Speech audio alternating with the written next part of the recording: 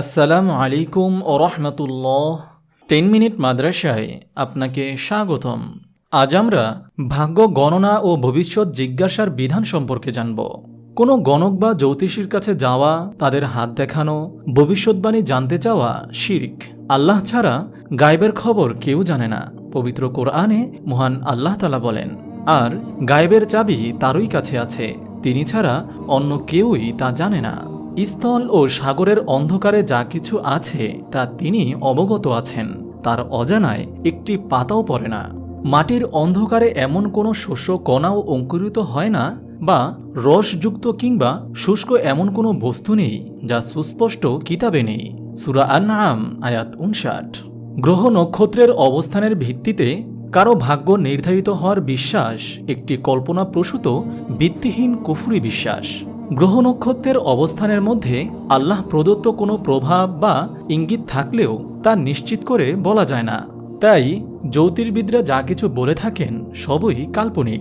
কেননা জ্যোতিষশাস্ত্র, কোরআন হাদিস, যুক্তি বা চাক্ষুষ প্রমাণ কোনো দলিল দ্বারা প্রমাণিত নয়, বরং এ শাস্ত্রের সবকিছু অনুমান নির্ভর ও কাল্পনিক। আবু দাউদ হাদিস নম্বর 3905। মানুষের মধ্যে যেসব লোক অদৃশ্য ও ভবিষ্যৎ জ্ঞানের অধিকারী বলে দাবি করে তারা বিভিন্ন নামে পরিচিত, যেমন গণক, ভবিষ্যৎ বক্তা, জাদুকর, ভবিষ্যৎ দ্রষ্টা, জ্যোতিষী, হস্তরেখা বিশারদ প্রভৃতি। অনেকে জিনকে বশ করে বিভিন্ন ধরনের হাজিরা দেয়, অথচ মানুষ জিনদের নিয়ন্ত্রণ করতে অক্ষম। কেননা এ বিশেষ অলৌকিক ক্ষমতা শুধু সুলাইমান আলাইহিসসালাতু ওয়াসসালামকে প্রদান করা হয়েছিল। এ অবস্থায় আসর বা আকস্মিক ঘটনা ছাড়া বেশিরভাগ সময় জিনদের সঙ্গে যোগাযোগ করা সাধারণত ধর্মদ্রোহী ও নিষিদ্ধ কর্মকাণ্ড সম্পাদনের মাধ্যমে করা হয়। এভাবে জিনকে উপস্থিত করা বা ডাকায় জিনেরা তাদের সঙ্গীদের পাপ কাজে লিপ্ত হতে ও স্রষ্টায় অবিশ্বাস করতে সাহায্য করতে পারে। আল্লাহর সঙ্গে শরিক করার মতো জঘন্য পাপকর্মে লিপ্ত করতে যত বেশি সম্ভব মানুষকে আকৃষ্ট করাই তাদের মূল উদ্দেশ্য। রাসূল সাল্লাল্লাহু আলাইহি ওয়াসাল্লাম কর্তৃক ইসলাম প্রচারের আগে জিনেরা ভবিষ্যৎ সম্পর্কে বিভিন্ন সংবাদ সংগ্রহ করতে সক্ষম ছিল। পরবর্তী সময়ে তা আর পারেনি। এ কারণে তারা তাদের সংবাদের সঙ্গে অনেক মিথ্যা মিশ্রিত করে। রাসূল সাল্লাল্লাহু আলাইহি ওয়াসাল্লাম বলেন, জিনেরা সংবাদ পাঠাতেই থাকবে যতক্ষণ না এটা জাদুকর বা গণক পর্যন্ত পৌঁছে। মাঝে মধ্যে সংবাদ পাঠানোর আগেই একটি উল্কাপিণ্ড আঘাত করবে, আর উল্কাপিণ্ড দ্বারা আঘাতপ্রাপ্ত হওয়ার আগেই যদি সংবাদটি পাঠাতে সক্ষম হয় তাহলে এর সঙ্গে 100 মিথ্যা যোগ করে পাঠাবে। সহিহ বুখারী হাদিস নম্বর 232। আয়েশা রাদিয়াল্লাহু তাআলা আনহা বর্ণনা করেন, রাসূল সাল্লাল্লাহু আলাইহি ওয়াসাল্লামকে গণকদের সম্পর্কে জিজ্ঞেস করলে তিনি বলেন, এরা কিছুই না। তারপর গণকদের কথা মাঝে মধ্যে সত্য হওয়ার ব্যাপারে আয়েশা রাদিয়াল্লাহু তাআলা আনহা উল্লেখ করলেন। রাসূল সাল্লাল্লাহু আলাইহি ওয়াসাল্লাম বলেন, এটা সত্য সংবাদের একটি অংশবিশেষ যা জিনেরা চুরি করে এবং এ তথ্যের সঙ্গে 100 মিথ্যা যোগ করে তার বন্ধুদের কাছে প্রকাশ করে। সহিহ বুখারী হাদিস নম্বর 657। মণিমুক্তা, হীরা, চুন্নি, পান্না, আকিক প্রভৃতি পাথররত্ন মানুষের জীবনে কোনো প্রভাব ফেলতে পারে না। গণকের যে কোনো ধরনের দর্শনের ব্যাপারে রাসূল সাল্লাল্লাহু আলাইহি ওয়াসাল্লাম সুস্পষ্টভাবে নীতি নির্ধারণ করেছেন।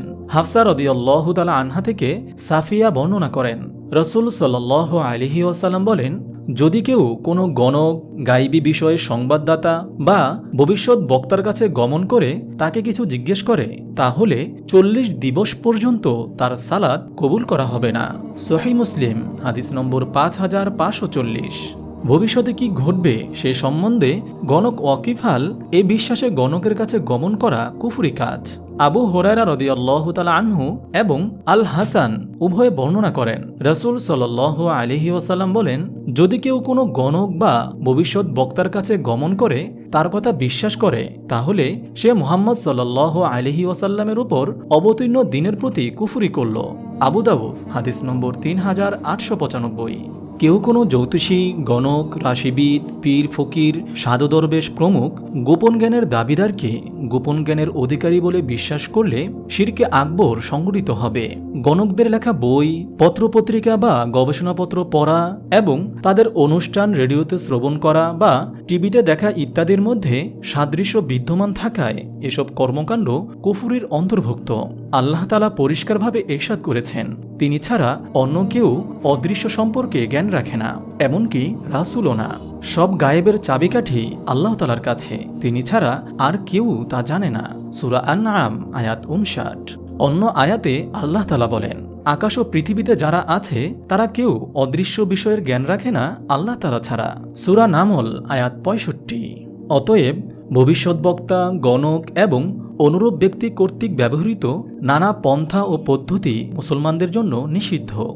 মহান আল্লাহ তাআলা আমাদের সবাইকে সকল রকমের কুফরি কর্মকাণ্ড থেকে হেফাজত করুন এবং গণকদের বিশ্বাস করা এবং গণকদের কাছে যাওয়া থেকে হেফাজত করুন। আমিন। আপনি যদি এরকম ভিডিও আরও পেতে চান তাহলে এই চ্যানেলটি সাবস্ক্রাইব করে পাশে রাখা বেল আইকনটি অন করে দিন।